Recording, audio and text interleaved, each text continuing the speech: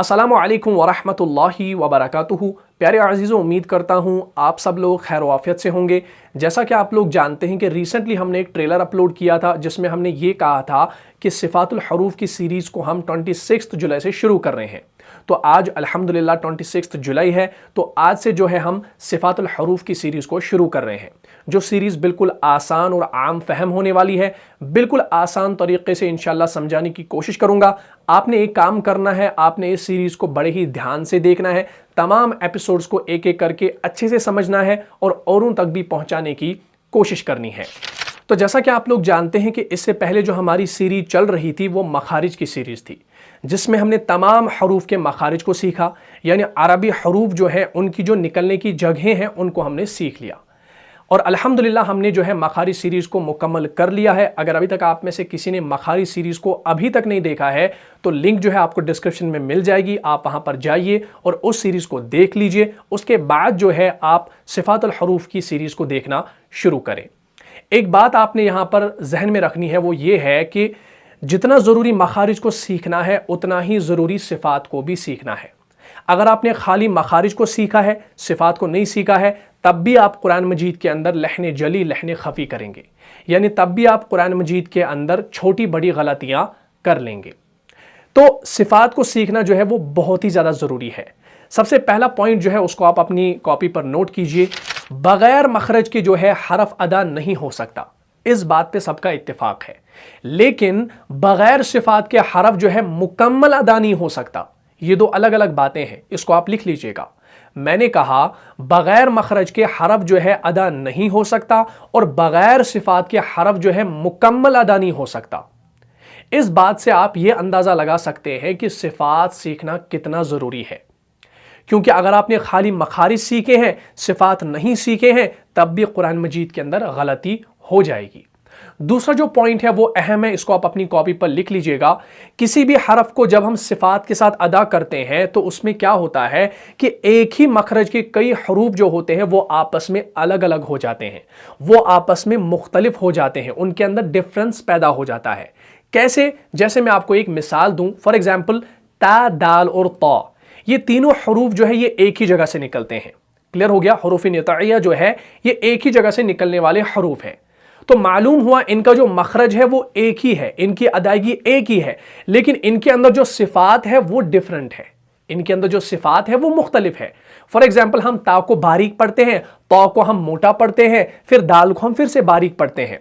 तो सिफ़ात के एतबार से इनके अंदर क्या हो जाता है, डिफरेंस हो जाता है, लेकिन इनकी जो अदायगी है, इनका जो मखरज है वो एक ही है, निकलती है एक ही जगह से है। लेकिन जब इनके ऊपर हम सिफ़ात को दाखिल करते हैं, सिफ़ात के साथ इनको अदा करते हैं, तो ये क्या हो जाते हैं, ये मुख्तलिफ हो जाते हैं। क्लियर हो गया? यहां तक समझ में आ गया? चलिए ठीक है। अब यहां पर बात आई है सिफ़ात की। सिफ़ात जो है ये सिफ़त की जमा है, सिफ़त जो है ये सिंगुलर है और सिफ़ात जो है ये प्लूरल है। क्लियर हो गया? अब हम जानेंगे कि इसका लुग़वी माना क्या है, सिफ़त का लुग़वी माना क्या है। इसका जो लुग़वी माना है वो ये है कि जो किसी चीज़ के साथ कायम हो, यानी मा क़ाम बिशैइन, जो किसी चीज़ के साथ क्या हो, कायम हो, उसे सिफ़त कहा जाता है। ये इसका लिंग्विस्टिक मीनिंग है, यानी लुग़वी माना है।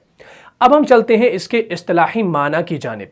इसका जो इस्तिलाही माना है तजवीद के अंदर वो आपने ज़रूर जानना है। वो ये है कि सिफ़त हरफ की उस हालत को कहा जाता है या उस कैफियत को कहा जाता है जिससे एक ही मखरज के कई हरूफ आपस में क्या हो, अलग अलग हो, जुदा हो, मुमताज़ हो, मुख्तलिफ हो, उसे क्या कहा जाता है, सिफ़त कहा जाता है। ये इसका इस्तिलाही माना है।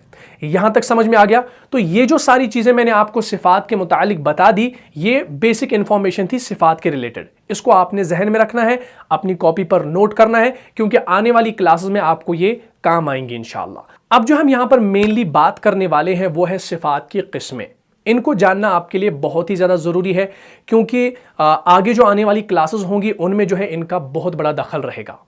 तो सिफ़ात की मेनली दो किस्में हैं, एक होता है सिफ़ात लाज़िमा, दूसरा होता है सिफ़ात आरिदा।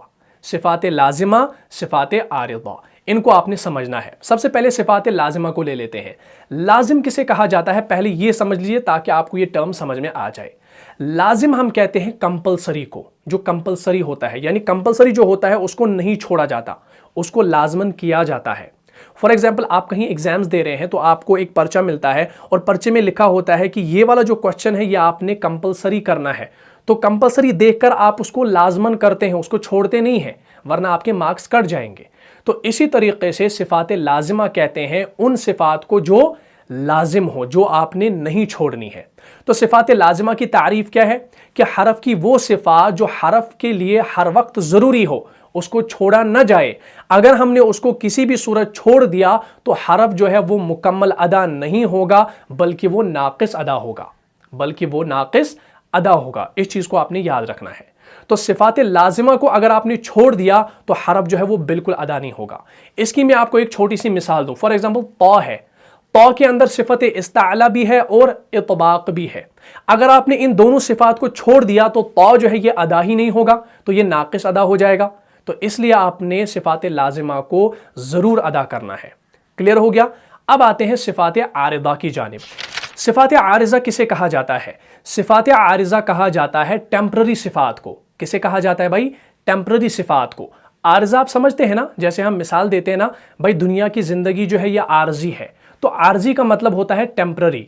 तो सिफात आरिजा का क्या मतलब? यानी टेम्पररी सिफात। अब इसकी तारीफ क्या है? हरफ की वो सिफात जो कभी हरफ में हो कभी ना हो, लेकिन सिफात आरिजा को छोड़ने से क्या होता है, हरफ जो है वो अदा हो जाता है, हरफ अदा हो जाता है, लेकिन उस हरफ की जो खूबसूरती होती है, उसकी जो तहसीन होती है, उसकी जो जीनत होती है वो बरकरार नहीं रहती, यानी वो बाकी नहीं रहती, खाली हरफ अदा हो जाता है। क्लियर हो गया। तो याद रखिए सिफात लाजिमा को अगर आप छोड़ देंगे तो कुरान मजीद के अंदर लहने जली वाक़े हो जाएगी। अगर आप सिफात आरिदा को छोड़ देंगे तो कुरान मजीद के अंदर लहने खफी वाक़े हो जाएगी। तो इस बात का आपने ख़ास ख्याल रखना है। यहाँ तक समझ में आ गया। अब इसके बाद जो है सिफात लाजिमा की और दो किस्में हैं, जिसे हम सिफात लाजिमा मुतज़ादा और गैर मुतज़ादा कहते हैं। मुतज़ादा से मुराद होता है कि जिन सिफात का कोई अपोजिट हो, ठीक है ना, और गैर मुतज़ादा का मतलब होता है जिनका कोई अपोजिट ना हो। इसको हम इंशाल्लाह जो है नेक्स्ट एपिसोड में डिस्कस करेंगे। तो आज के लिए इतना ही। मुझे उम्मीद है आपको ये सिफात के रिलेटेड थोड़ी सी ये इन्फॉर्मेशन थी, ये समझ में आई होगी। इसको आप अपनी कॉपी पर नोट कीजिए और अपने जहन में इसको फीड कर लीजिए। आने वाली क्लासेस में हमको इनसे इंशाल्लाह काम लेना है।